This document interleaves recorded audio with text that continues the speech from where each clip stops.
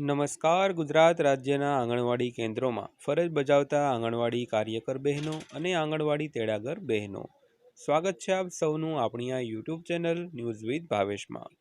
તો બહેનો, આંગણવાડી પગાર વધારો સમાચારમાં આજે આપણે વાત કરીશું આંગણવાડી બહેનોના માનદ વેતન વધારાને લઈને ગુજરાત સરકારે આજરોજ તારીખ 20/3/2026ની બપોરે કરી છે એક મહત્વની જાહેરાત. તો ખાસ જોઈ લેવા વિનંતી. તો બહેનો, તમારા માટે આ વિડીયો ખૂબ અગત્યનો છે, તો આજનો આ વિડીયો તમે અંત સુધી જોઈ લેજો બહેનો. તો બહેનો, વાત કરીએ તો ગયા વર્ષે એટલે કે 2025માં 20 ઓગસ્ટ 2025ના રોજ ગુજરાત હાઈકોર્ટની ડિવિઝન બેન્ચ દ્વારા એક મહત્વનો ચુકાદો આપવામાં આવ્યો હતો, જેમાં આંગણવાડી બહેનોના માનદ વેતન વધારોમાં ખૂબ સારો એવો વધારો છે તે કરવાનું સૂચન કર્યું હતું. પરંતુ સરકારે આજ સુધી વધારો જાહેર કરેલ નથી. તો આ બાબતને લઈને હવે દરેક જિલ્લાઓમાં આંગણવાડી બહેનો માટે હલ્લાબોલ અને આંદોલનો કરવામાં આવી રહ્યા છે. તો આજના વિડીયોમાં આપણે તેવી જ એક ચર્ચા કરવાના છીએ. તો આજનો વિડીયો ખાસ કરીને અંત સુધી જોઈ લેજો, અને અમારી આ ચેનલ સબસ્ક્રાઈબ ન કરી હોય તો આવી જ માહિતીઓ મેળવવા માટે અમારી આ ચેનલ પણ સબસ્ક્રાઈબ કરી લેજો બહેનો. તો વાત કરીએ તો રાજકોટની. તો હાઈકોર્ટના આદેશ છતાં પગાર ન વધતા આંગણવાડી બહેનો ઉગ્ર વિરોધ છે, તેમજ 2000થી વધુ મહિલાઓએ જુબેલી ચોક છે તે ગજવ્યો હતો.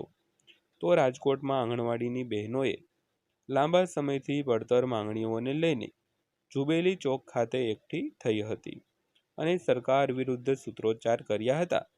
તો આર્થિક અન્યાયને લઈને બહેનોમાં ભારે રોષ છે તે જોવા મળી રહ્યો છે. તો વિગતવાર વાત કરીએ તો રાજકોટ શહેર અને જિલ્લામાં આજે આંગણવાડીની બહેનોએ પોતાના હક અને ન્યાય માટે આક્રમક તેવર બતાવ્યા છે. તો લાંબા સમયથી પડતર માંગણીઓ અને ખાસ કરીને ગુજરાત હાઈકોર્ટના ચુકાદા છતાં પગારમાં વધારો ન થતાં આજે રાજકોટ જિલ્લાભરની 20,000થી વધુ આંગણવાડી બહેનો જુબેલી ચોક ખાતે એકઠી થઈ હતી અને સરકાર વિરુદ્ધ સૂત્રોચ્ચાર પણ કર્યા હતા. તો ત્યારબાદ વાત કરીએ તો રાજકોટમાં આંગણવાડી બહેનોનો વિરોધ. તો આંદોલનકારી બહેનોના જણાવ્યા મુજબ નામદાર હાઈકોર્ટે આંગણવાડી વર્કરોને 24,800 અને હેલ્પરોને 20,300 ચૂકવવા માટે સ્પષ્ટ આદેશ કર્યો છે.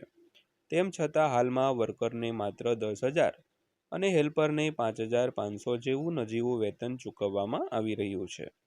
તો આર્થિક અન્યાયને લઈને બહેનોમાં ભારે રોષ જોવા મળી રહ્યો છે. તો ખાસ કરીને નામદાર ગુજરાત હાઈકોર્ટના ચુકાદા છતાં આંગણવાડી બહેનોના માનદ વેતનમાં વધારો કરવામાં આવ્યો નથી. તો આર્થિક અન્યાયને લઈને બહેનોમાં છે તે ભારે રોષ જોવા મળી રહ્યો છે. ત્યારબાદ જોઈએ તો અચોક્કસ મુદતની હડતાલ અને માંગણીઓ વિશે. તો આજે વિરોધ પ્રદર્શનના ભાગરૂપે આંગણવાડીઓને તાળા મારી દેવામાં આવ્યા હતા અને બહેનોને અચોક્કસ મુદતની હડતાલનું એલાન પણ કર્યું છે.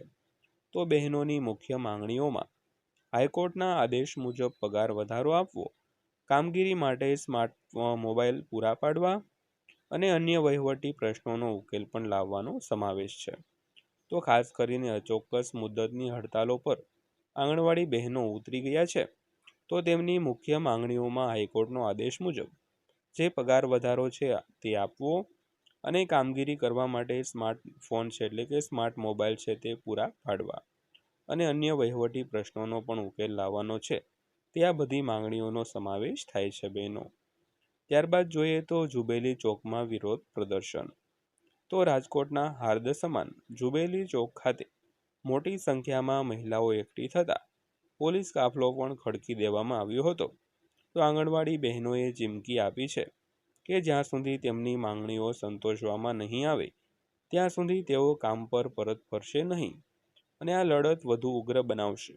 તો આ હડતાલને કારણે આંગણવાડીના બાળકોના પોષણ અને શિક્ષણ કાર્ય પર પણ અસર પડવાની ભીતિ છે તે સેવાઈ રહી છે બહેનો. તો ખાસ કરીને વાત કરી તેમ રાજકોટનો એક એવો વિસ્તાર જે આખા જિલ્લાનું હાર્દ એટલે કે આખા જિલ્લાનું હૃદય ગણાય તેવું જુબેલી ચોક ખાતે જે આંગણવાડી બહેનો છે તે હડતાલ પર ઉતરી આવ્યા છે.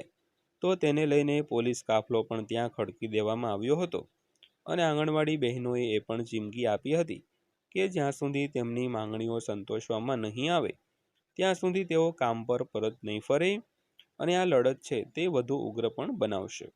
તો આ હડતાલને કારણે આંગણવાડીના બાળકોના પોષણ તેમજ શિક્ષણ કાર્ય પર પણ ખૂબ મોટી એવી અસર પડવાની પણ એક ભય છે તે સેવાઈ રહ્યો છે બહેનો.